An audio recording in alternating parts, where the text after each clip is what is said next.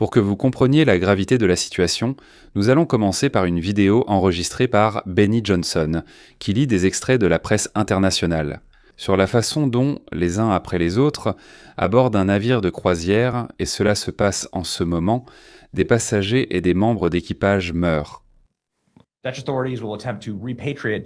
Les autorités néerlandaises vont tenter d'évacuer 2 personnes malades d'un paquebot de croisière où une grave épidémie présumée de hantavirus a déjà coûté la vie à 3 personnes. C'est la première déclaration de la société Ocean Wide Expeditions confirmant qu'elle fait face à une situation grave. Les autorités néerlandaises ont accepté de diriger les efforts conjoints pour organiser la rapatriation de 2 personnes présentant des symptômes de la maladie. Si cela peut être réalisé, le ministère prendra en charge la coordination du processus. Cependant, les autorités du Cap-Vert hésitent à franchir cette étape.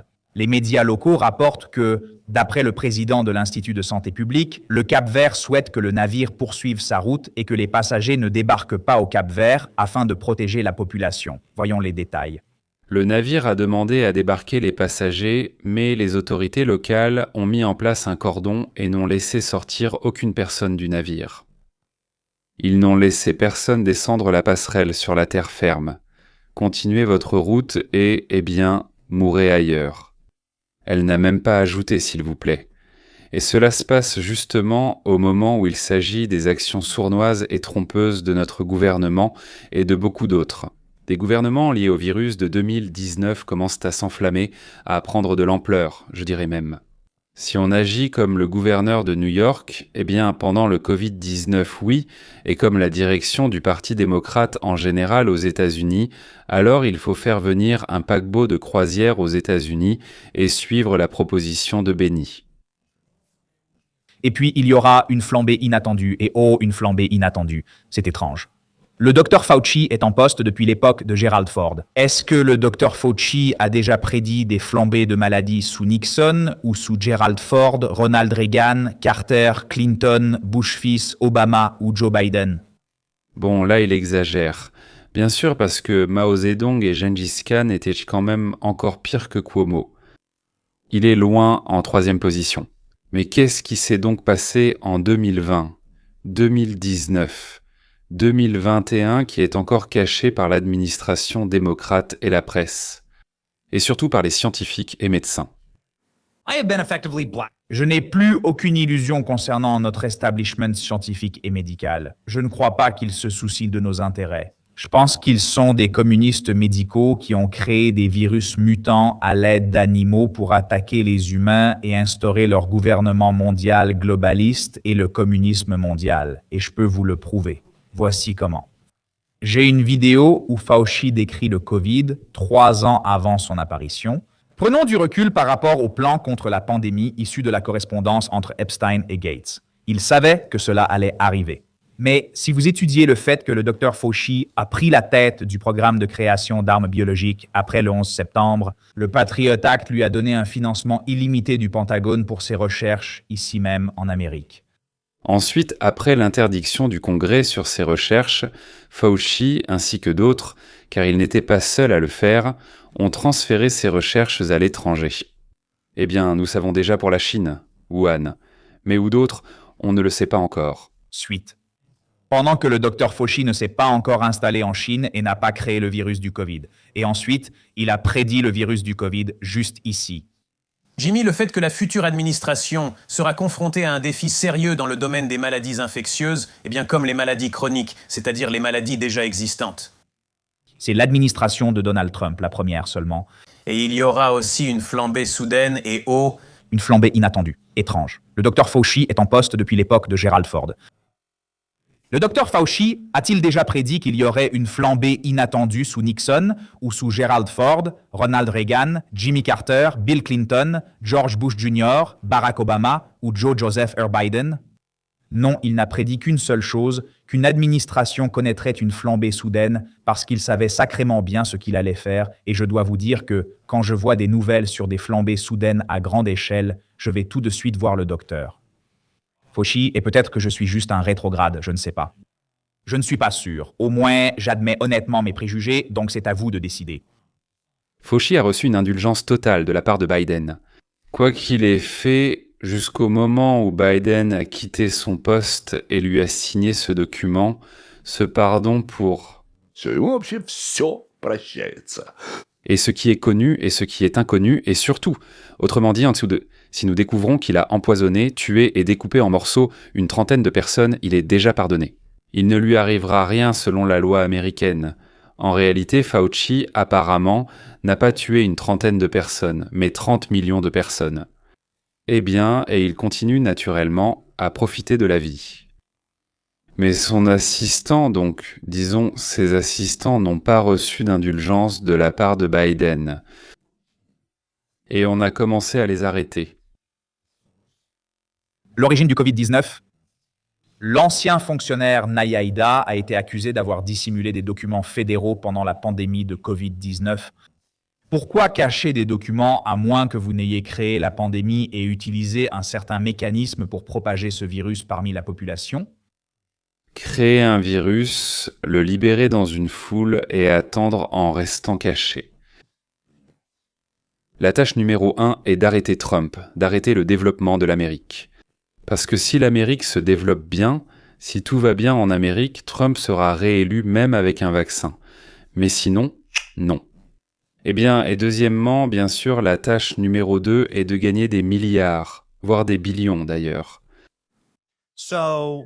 Nos garanties constitutionnelles pendant le Covid.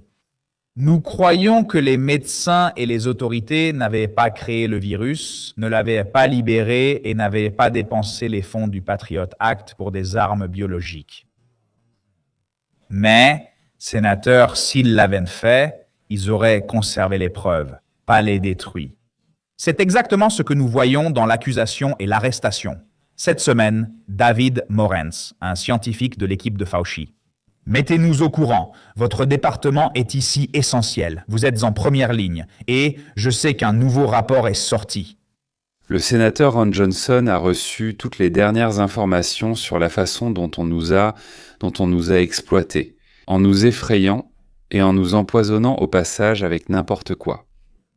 Ils nous ont injecté une sorte de potion appelée vaccin, un médicament, tout en nous cachant les vrais remèdes et traitements pour arrêter cette épidémie qu'ils ont eux-mêmes organisée. La parole au sénateur du Wisconsin. Ron, à vous. Je dois d'abord saluer chaleureusement mes équipes. Merci à mon équipe. Il y a quelques années, lors d'une enquête, l'administration Biden ne nous a pas fourni de documents. Aucun. Depuis le SAPK, nous avons demandé des documents à plusieurs universités, y compris l'Université de Caroline du Nord. Celui-ci, parce que de l'Université du Texas, nous avons reçu 15 000 pages en réponse à notre demande et mes collaborateurs y ont trouvé une aiguille dans une botte de foin. Ils ont trouvé une lettre adressée à David Morgens, dont nous ne savions rien. C'est incroyable qu'ils l'aient trouvée. Mais c'est justement cette lettre où il se vantait que son employé Pafoya lui avait appris à supprimer des courriels. Il dit « Envoyez les documents secrets sur mon Gmail, violant la loi sur les archives. » Il reconnaît détruire des documents et contourner la loi. Donc, je le répète, bien sûr, nous avons transmis cela à l'inspecteur général sous l'administration de Biden. Ils n'ont rien fait, ce bureau de l'inspecteur général. L'arrivée du président Trump a permis de réorganiser ce bureau. Un inspecteur général a alors pris l'affaire en main, menant à un acte d'accusation contre David Morgens, ce qui n'est sans doute que la partie visible de l'iceberg.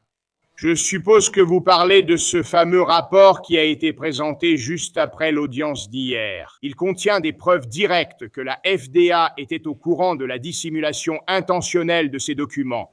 Discutons-en dans un cadre plus privé. On n'envoie pas ce genre de choses par email. Nous voyons la même esquive, la même dissimulation. Mais la principale information de notre rapport, le 1er mars 2021, moins de 3 mois après l'octroi de l'autorisation d'urgence. Le chef du CBR, Peter Marks, a reçu un briefing détaillé d'Anna Schwartzman.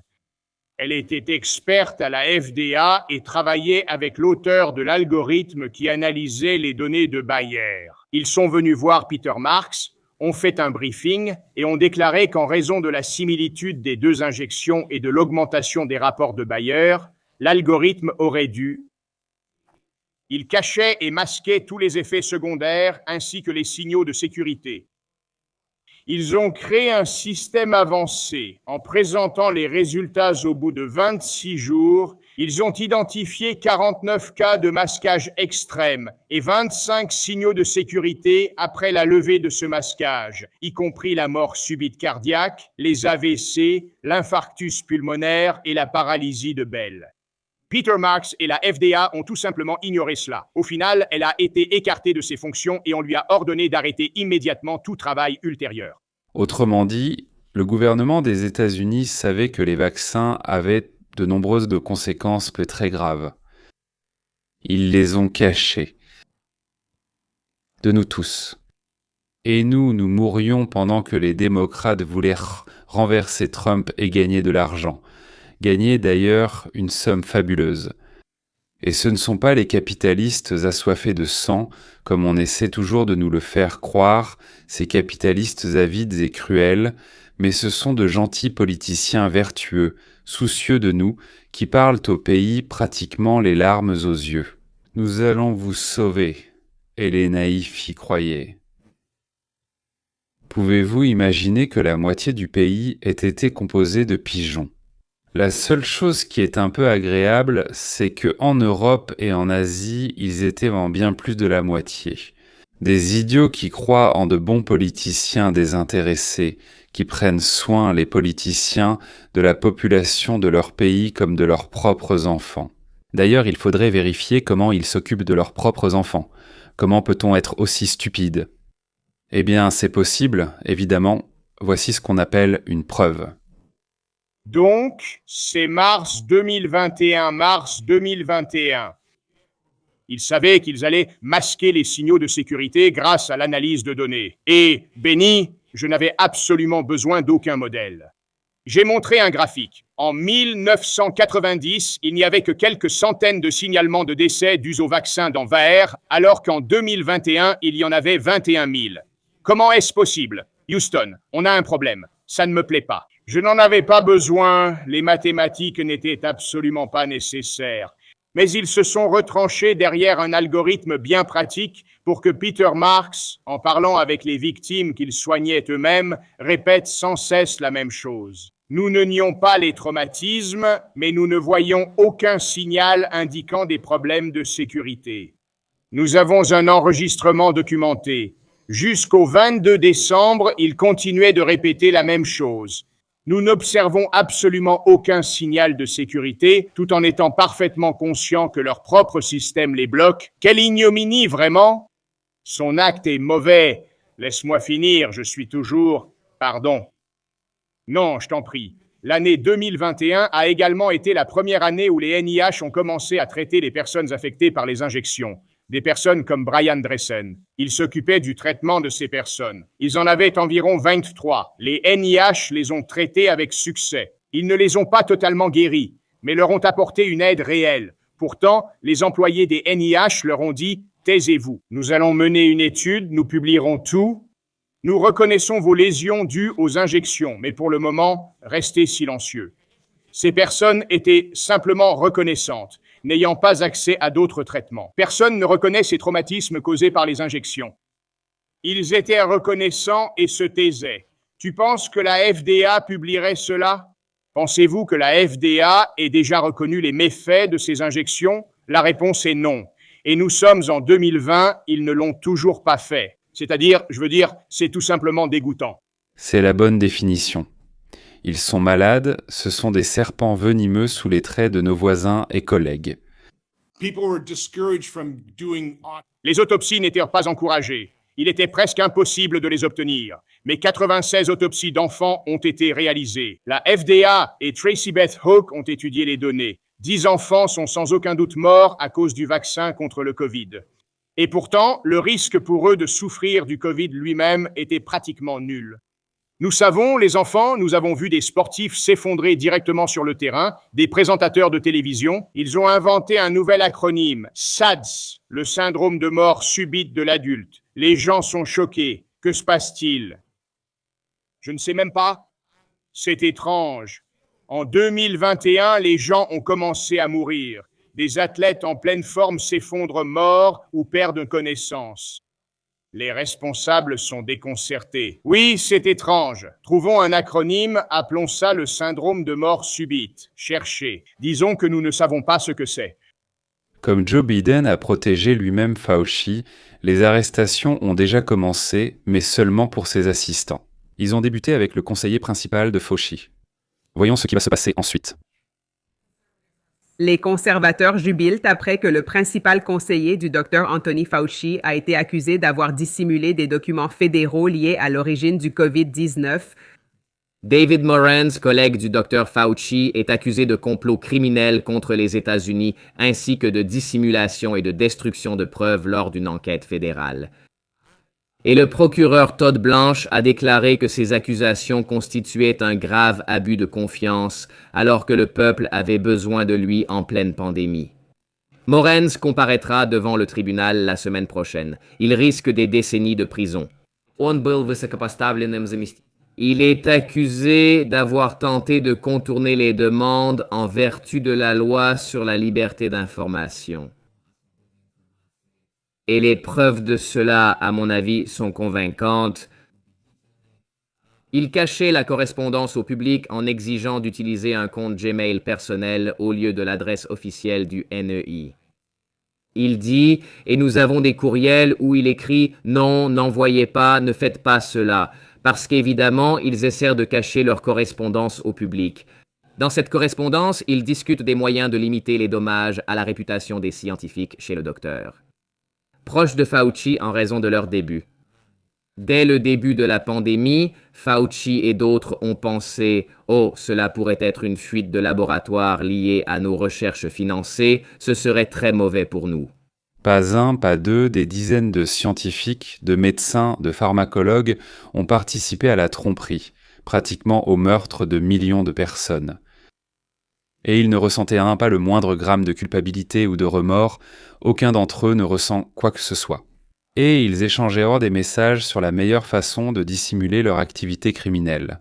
Aucun d'entre eux, des scientifiques les plus honnêtes, les plus sages, des personnes morales. Dans le monde, personne n'est venu nous prévenir que des dizaines de milliers de personnes mourraient à cause de ces vaccins, que des enfants allaient en mourir.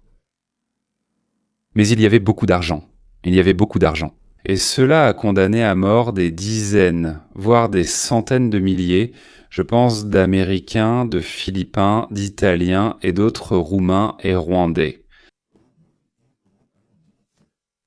Au Rwanda, il y avait moins de morts, parce qu'ils avaient moins d'argent, et donc on leur envoyait moins de vaccins. On ne peut pas leur prendre grand-chose, on ne va pas se faire payer en canne à sucre, non ?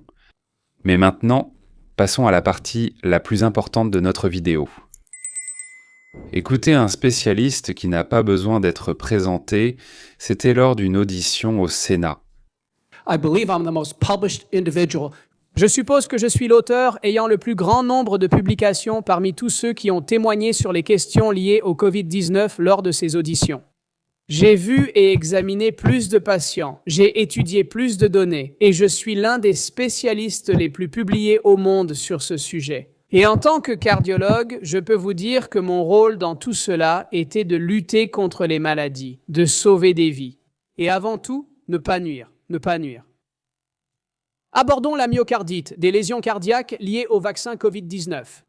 Je suis cardiologue, je connais bien ce sujet, j'ai examiné des milliers de patients avec ce problème, des milliers. Avant la pandémie, je n'avais eu que 2 patients comme ça en tout. Il existe 1065 articles dans la littérature évalués par des pairs sur la myocardite causée par le vaccin contre la COVID. Permettez-moi donc de résumer brièvement l'essentiel. Alors, commençons.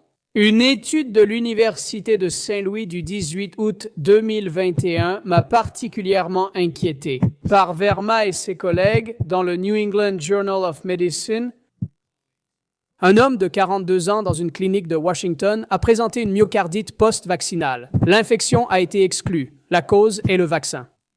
Il est à l'hôpital. C'est l'un de nos meilleurs hôpitaux aux États-Unis. Il meurt 3 jours après avoir été vacciné. On ne peut pas le sauver là-bas. Docteur McCullough, éloignez un peu le micro. D'accord. Ensuite, un cas a été décrit par Koreicho et ses collègues. Il s'agit cette fois d'un homme plus jeune. Quelques jours seulement après avoir reçu le Pfizer, il est hospitalisé. Il décède dans les 8 heures après son admission. En tant que cardiologue, je vous assure que cela n'arrive même pas lors des infarctus. Il meurt dans les 8 heures. J'ai étudié toutes les diapositives et les images que les Coréens nous ont montrées. On aurait dit que ce cœur avait été brûlé au chalumeau. Il était complètement brûlé par l'inflammation. Son cœur était détruit. Ces cas étaient largement connus et à l'époque, ils auraient dû attirer l'attention de tous. Tout le monde aurait dû être extrêmement concentré. Il est inacceptable que des gens meurent à cause de la vaccination, si la cause est le vaccin lui-même. Ensuite, Jill et ses collègues du Connecticut. Publié dans les Archives of Pathology, 2 garçons de 16 et 17 ans sont morts quelques jours après la vaccination Pfizer. Ce sont des adolescents. Leurs parents les ont retrouvés morts à la maison. Ils sont complètement terrifiés. Ils exigent une autopsie. Ils font appel à l'Université du Michigan et à l'Université du Minnesota pour examiner les résultats de l'autopsie. Myocardite causé par le vaccin Pfizer contre le COVID-19, c'est indiscutable. Il s'agit d'un cas confirmé par les résultats de l'autopsie. Victoria? Pouvez-vous imaginer emmener 2 enfants se faire vacciner alors que tous les médecins, les scientifiques, les gens bienveillants et le gouvernement disent que cela prévient la maladie et la mort les plus terribles et que c'est absolument sans danger? Et rentrer chez soi après le travail et trouver ses 2 enfants morts, décédés parce que ces politiciens voulaient évincer Trump et en même temps gagner quelques milliers de milliards. Et ensuite, pendant des années, on dit à ses parents qu'ils sont des traîtres trumpistes ignobles, simplement parce qu'ils disent que le vaccin a tué leurs enfants. Et maintenant, préparez-vous à un choc. Voici l'histoire complète de Vaers et le nombre de décès signalés en lien avec le vaccin. Jusqu'en 2021, il y en avait quelques centaines par an, puis soudain, l'horreur. 2725 décès dans le monde entier. Pourquoi? Jusqu'en 2021, il y avait environ 200 décès par an, mais en 2021, ce n'était pas 250 ni 428, mais 21 725. Tout le monde affirme que c'est sûr et efficace. Ils n'ont pas été soignés et ça continue. Rien. Au fait, il n'y a aucune compassion, gouverneur. Je pourrais remplir cette pièce de photos de personnes mortes à cause du vaccin contre le Covid. Je pourrais remplir cette pièce, mais c'est nié, c'est nié, c'est nié, et ces personnes n'ont pas pu recevoir d'aide. Vous êtes en juin. En 2021, j'ai organisé des réunions à Milwaukee. Les femmes touchées ne voulaient qu'une chose, être entendues et crues. Mais cela n'est toujours pas le cas. Vous comprenez? Elles ne politisent pas la question, elles ont besoin d'aide. Elles cherchent des médecins compatissants qui reconnaissent leur maladie au lieu de la nier ou de les manipuler psychologiquement. En gros, regardez ce graphique, et pourtant il continue de nier, disant qu'il n'y a rien à voir ici. C'est sûr et efficace. Et voici le graphique suivant. Données actuelles de Vaers, 38 607 décès dans le monde dus au vaccin contre le Covid. Et Vaers sous-estime fortement ces chiffres. Les chiffres sont sous-estimés de 10 à 100 fois. David Daldrin rapporte 28 décès le jour de l'injection ou quelques jours après. Vaers ne prouve pas le lien, mais c'est une corrélation qui méritait d'être étudiée, et elle a été ignorée et censurée. Quoi qu'il en soit, assez parlé. Docteur Macaloupe, j'ai expliqué avec mes mots de profane les mécanismes nocifs de cette injection. Pouvez-vous, vous et le docteur Von, en discuter? Vous vous êtes déjà tous deux exprimés simplement à ce sujet. Expliquez pourquoi cela a causé tant de torts de différentes façons en raison de la biodistribution. Docteur Macaloupe. 8,5% des Américains se sont fait vacciner, 20% non, 20% ne se sont pas fait vacciner. Pour moi, le vaccin n'a jamais été suffisamment sûr. L'ARN messager, développé par Pfizer et Moderna, a été chimiquement modifié pour devenir invulnérable à la dégradation par les enzymes de l'organisme. On retrouve l'ARN messager dans le cœur de personnes décédées après la vaccination. On le retrouve dans le cerveau. La protéine Spike, Elle est détectée dans tout l'organisme. 3 études confirment déjà que la protéine Spike circule dans le sang pendant 6 à 9 mois après la vaccination. Cette partie du virus, son composant létal, continue de circuler dans le sang chez les personnes vaccinées. Leur niveau dans le sang ne cesse d'augmenter. C'est une véritable protéine tueuse. Elle ne peut pas être sans danger. Elle n'a jamais été conçue pour être sûre. Ce que vient de dire le docteur Matt Cali, je veux que vous l'entendiez encore une fois. Il a dit « Cela n'a délibérément pas été conçu pour être sûr. » Safety trumps. Il a été dit que la sécurité prime sur tout. Nous ne tolérerons aucun mensonge sur les médicaments. Sur la fiche de Blumenthal, il est faussement indiqué que les vaccins, y compris le vaccin contre le Covid, ont sauvé des millions de vies. Regardons les faits. Sénateur Blumenthal, le formulaire de consentement pour le vaccin indique-t-il qu'il sauve la vie? Non, et ce n'est pas non plus mentionné dans l'effet qu'il y a. Il n'y a pas eu d'études randomisées contrôlées par placebo prouvant que les vaccins contre le Covid réduisent la mortalité ou les hospitalisations. Même pas de données fiables non randomisées. Heureusement, la mortalité due au Covid a diminué pour 3 raisons. Nous avons tous été infectés, vaccinés ou non, développant ainsi une immunité collective. Nous avons mis en place des méthodes de traitement précoce. C'est le mérite de l'opération Warp Speed. Nous avons utilisé tous ces outils et des médicaments supplémentaires. Nous soignons les patients à domicile selon des protocoles complexes afin qu'ils n'aillent pas aux urgences. C'est pourquoi le gouverneur Green ne voyait pas nos patients. Il guérissait chez eux. La 3e raison, le virus a muté vers une forme plus légère. Cela a coïncidé avec le début de la vaccination de masse. Il ne faut pas attribuer à tort au vaccin le sauvetage de millions de vies. Mais c'est exactement ce que nous répétions chaque jour comme un mantra. C'est une tromperie. Et le virus, comme les vaccins, sont des instruments pour manipuler les dupes. On nous a manipulés et on continue de le faire. Et qui empêche que cela soit révélé au grand jour pour que tout le monde le sache? Le Parti démocrate des États-Unis d'Amérique, ainsi que tous les partis libéraux socialistes d'Europe. Des centaines de milliers de meurtriers, excusez-moi, en blouse blanche, que nous appelions médecins, des dizaines de milliers de pharmaciens, des scientifiques dans les universités travaillant pour des subventions, pour qui la vérité, l'honnêteté, la morale, tu ne tueras point, tu ne voleras point, tu ne causeras pas de souffrance. Envers son prochain, cela ne vaut rien. Cela ne vaut absolument rien, car pour une aumône sous forme de subvention, de poste ou de récompense, ils nous ont trahis et continuent de nous vendre pour encore moins que 30 pièces d'argent. Ils ont envoyé des milliers de personnes à la mort. En quoi sont-ils différents des officiers de la Gestapo dans les camps d'extermination des tziganes, des juifs et simplement des mécontents? En quoi diffèrent-ils du corps des gardiens de la révolution iranienne qui vient d'être exécuté? Là-bas, ils ont tiré sur 30 000 à 40 000 personnes. Ceux-ci ont envoyé à la mort bien plus que 30 ou 40 000 personnes. Ils exigeaient même que les enfants soient vaccinés. À mon avis, ils exigeaient de vacciner les enfants à partir de 2 ans, en sachant que cela pouvait les tuer. En quoi sont-ils différents des Russes à Boutcha, qui tirèrent avec des chars sur des voitures de réfugiés avec des familles à l'intérieur? En quoi sont-ils différents de l'Inquisition? Oh, la terrible Inquisition! En quoi sont-ils différents de ceux qui brûlaient tant des femmes sur le bûcher pour que le peuple pense que cela mettrait fin à la peste ou au choléra et qu'on ne leur ferait plus de reproches désormais? Chers diplômés de Harvard et de la Sorbonne, des universités de Cambridge, Stanford, Yale, lequel d'entre eux s'est levé et a dit « Les gars, c'est un meurtre, je ne peux pas y participer ». Il y avait le docteur Zelenko. Il avait rencontré Trump 2 jours auparavant. Dans toutes les universités, on a commencé à le salir. Ses collègues des laboratoires, des universités, des entreprises écrivirent et parlèrent de lui comme du principal ennemi de l'humanité.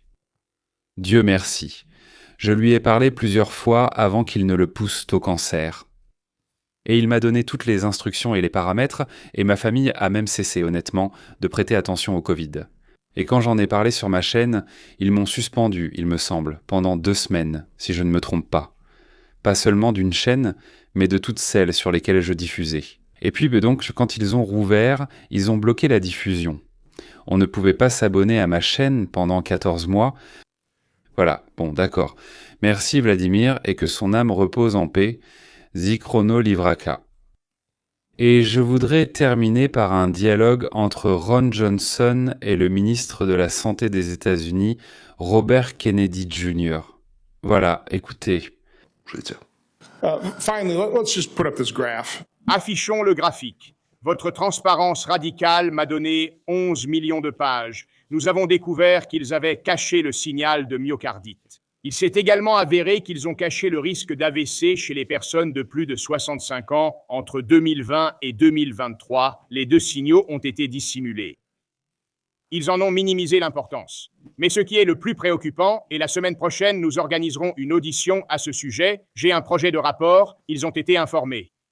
Peter Marks a été informé le 26 mars 2021 que les créateurs de l'algorithme qui analyse les données du VAERS avaient l'intention de dissimuler les effets indésirables. On lui a signalé qu'en utilisant un autre système, ils avaient identifié 49 cas de dissimulation extrême, 25 effets indésirables graves, y compris des complications cardiaques et des morts subites d'origine cardiaque, paralysie de Bell et infarctus pulmonaire. C'est pourquoi ce rapport révisé sera publié à l'occasion de ces auditions. Les signaux d'alerte sur le danger parlaient d'eux-mêmes, ne laissant aucune place au doute. Regardez les statistiques de mortalité liées au vaccin depuis 1990, depuis la mise en place du système VAERS. Cela représente quelques centaines de cas chaque année. Choc anaphylactique et autres complications.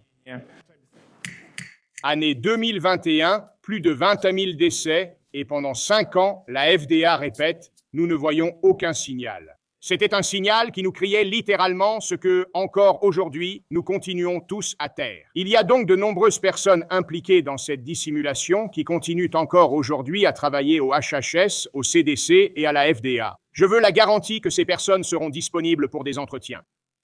Je devrais citer d'autres personnes. J'irai au fond de cette vaste dissimulation. Vous pouvez me parler.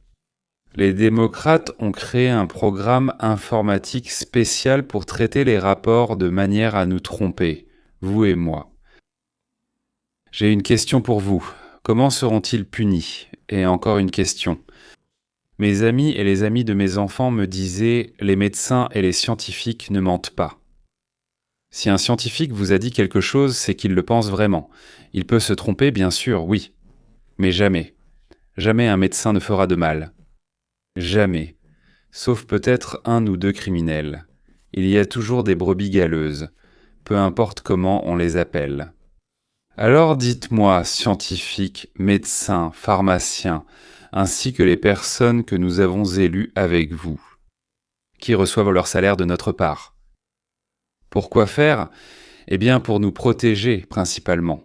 Ils peuvent nous envoyer tous, absolument tous, dans les fours d'Auschwitz. S'ils sont payés pour ça, et pas autant que vous pourriez le penser.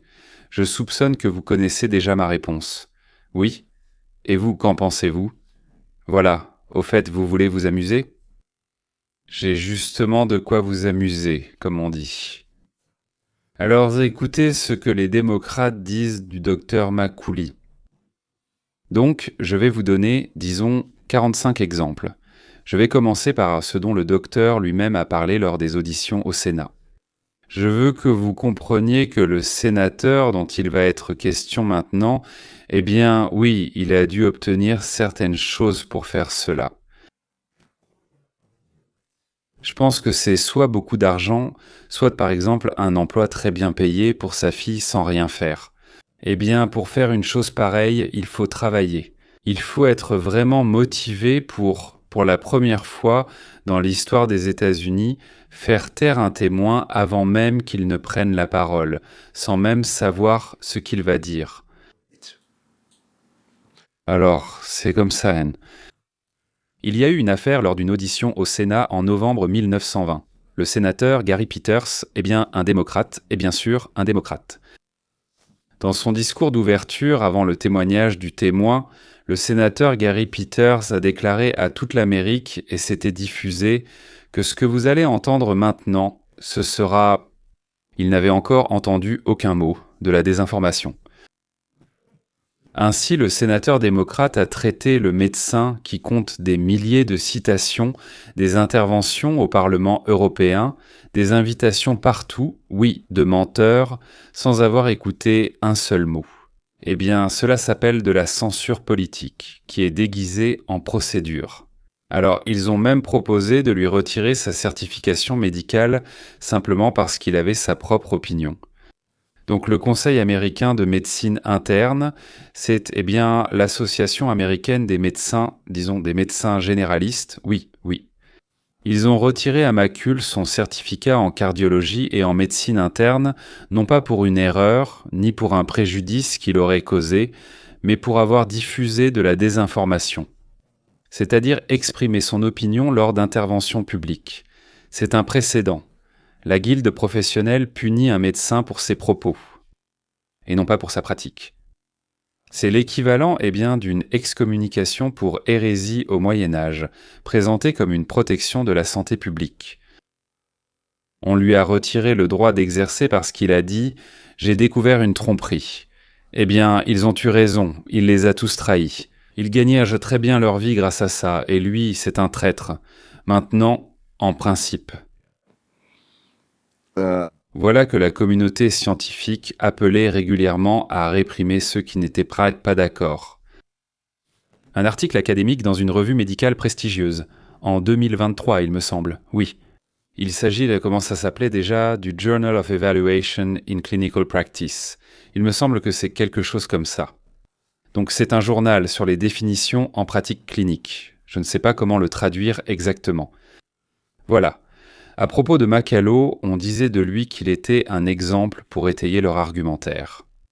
Que les régulateurs, c'est-à-dire ceux qui les régulent, doivent systématiquement sanctionner les médecins qui expriment un avis différent de celui des associations.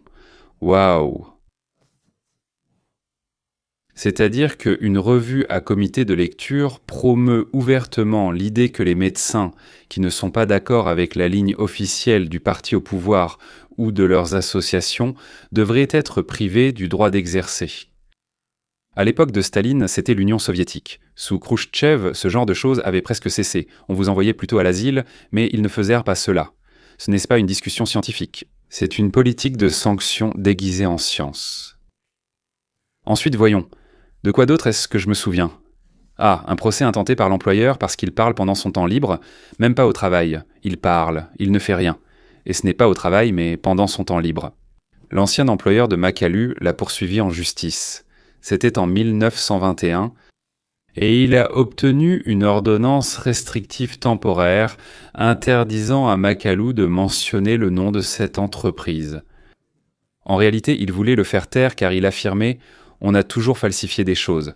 Il est interdit de citer le nom de notre entreprise. » La plainte a finalement été retirée, il me semble. Il me semble, vers février 1923.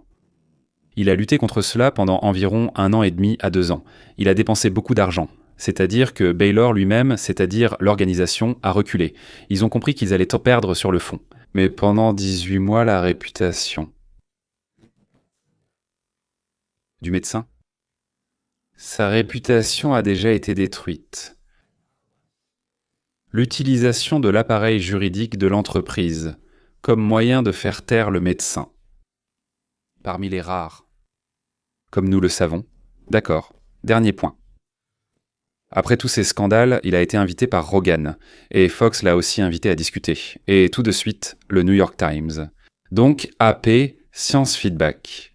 Ils utilisent systématiquement l'apparition de McCullough dans les podcasts de Rogan et sur Fox News, comme un argument en soi contre lui. Mais ils n'ont jamais discuté du contenu de ce qu'il disait là-bas. C'est une inversion de la recommandation scientifique. Ce n'est pas qu'il a tort parce que les données sont telles, mais il a tort parce qu'il intervient sur les mauvaises plateformes. Il est allé chez nos ennemis. Nous ne les aimons pas. Eh bien, c'est une sorte d'inquisition. Communiquer avec des hérétiques équivaut à une preuve complète d'hérésie. C'est-à-dire le dénominateur commun des 5. Je vous ai donné des exemples. Aucune de ces actions ne conteste les données de McCullough, ni ses arguments sur le fond. Les 5 relèvent du procédural, du corporatisme, d'une logique de guilde, presque médiévale. et des mécanismes rhétoriques d'étouffement, utilisés à la place d'un débat scientifique. Et cela est stupéfiant. Parce que lorsque les gens te disent « nos médecins, nos scientifiques », de quoi parles-tu? Tu te dis « mon Dieu, quel naïf ». Ne discute pas avec eux, ce sont des naïfs. Ils aiment quand on les trompe.